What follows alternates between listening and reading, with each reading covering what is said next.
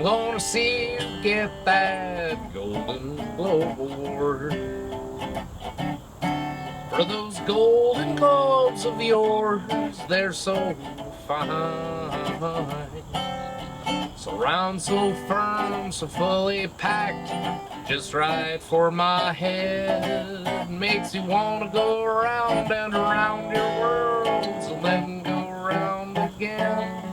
I'm gonna see you get that Golden Globe Award for both of your globes. You can put them in my face just any one time. Those Golden Globes ain't none better. I gotta have them both, cause they both go together. Gonna see who get that Golden Globe Award.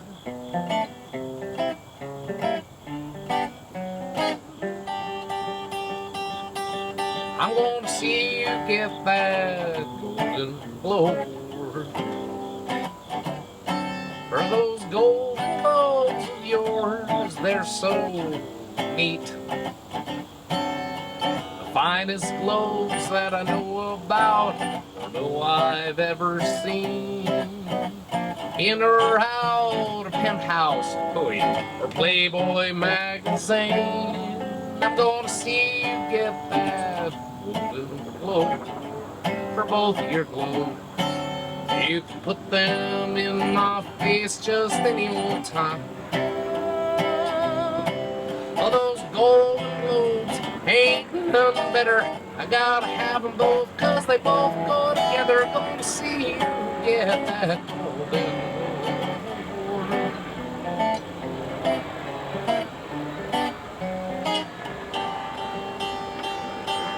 I wanna see you get that Golden Globe Award for those Golden Globes of yours. They're so fine. The other day when you took your bath, you stood in the sun to dry. I was inspired when I looked up and saw them in the sky. I'm gonna see you get that Golden Globe Award for both of your globes. You can put them in my face just any old time. Those Golden Globes ain't none better. I gotta have them both, cause they both go together. Gonna see you get that Golden Globe Award for both of your sunbeams. I'm gonna see you get that Golden Globe Award.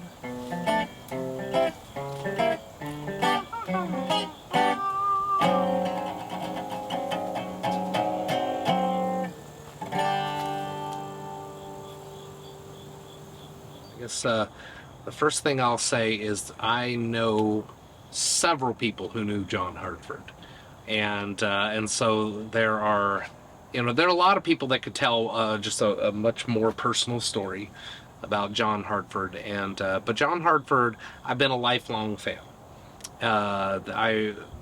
My earliest exposure to John Hartford was when I was like 3 or 4, and Dad had 2 records. He had a steam-powered aeroplane, and he had, I believe, They Don't Know What You Do, and which is the album that has the Golden Globe Awards. So when I was like 4 years old, my brother was 3.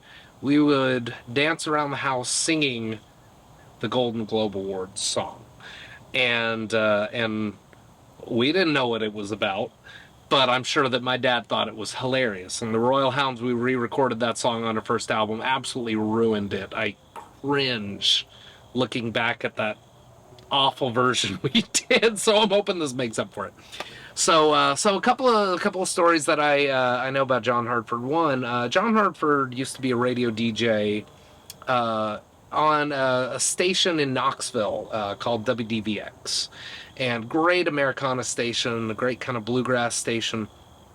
And so the station manager, the guy who started WDVX, Tony Lawson, knew John Hartford really well. I just called up Tony Lawson once just to talk about John Hartford. He kind of shared some of these stories. And one thing that John John used to do is, in his early days as a radio DJ, this was not WDVX, this was probably, I'm guessing, 60s, 70s, 80s, somewhere in there. This was, a ways ago. John Hartford would, every hour, he would have to read the daily news. But he always was constantly getting in trouble with his radio station, and eventually got fired for this, because he would play Flat and Scruggs, like banjo bluegrass, in the background of the daily news to give it this sort of like ridiculous nature, and it just totally seems like a John Hartford thing to do. Another story, and this is kind of passed around among like hardcore John Hartford fans. When John Hartford died, he had non-Hodgkin's lymphoma, I believe, and he'd had it since the 80s. So they knew it was coming there towards the end of his life. So he had his suit picked out, and so Marie, his wife, she after John had passed, she had the suit hanging in the closet.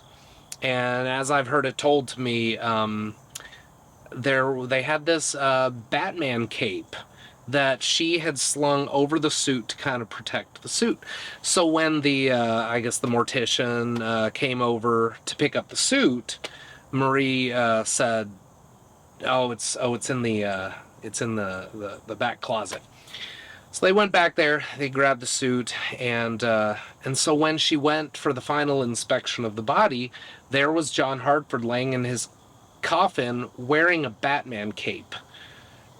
And she said, that wasn't supposed to be a part of it. That was there to protect the suit. And they're like, "Oh, we're so sorry. We'll take it off." And she's like, "No." John this is kind of like his last dig at me, and he would find this hilarious. So they buried him in a Batman cape. And apparently also, per John's wishes, he asked that everyone at his funeral clean out his entire moonshine collection at his funeral. And supposedly he had a lot of moonshine that they all needed to go through. So from what I've heard, his kind of funeral, or at least the party after the funeral celebrating his life, was a really loosey-goosey sort of event, but John Hartford was kind of known for these, these pickin' parties that would go on for a long time, where, everyone was having just a really good time. So all of this, the way that John Hartford kind of went out was just so kind of indicative of his life, because he had such a great just sense of humor that just comes through in his music. I personally feel like he is one of my biggest influences in my writing. There's elements of John Hartford through all of the Royal Hounds stuff, and he's also, if I could invite 5 people to have dinner with, living or dead, John Hartford's in my top 5. So just a lot of admiration for that man, and I've just been a lifelong fan of John Hartford. It is not they don't know what you do, it's nobody knows what you do. And people will probably call me out on plenty of mistakes that I'm saying in this video, but you know what? I'm a huge torch bearer for John Hartford and a lifelong fan, and that's what really matters,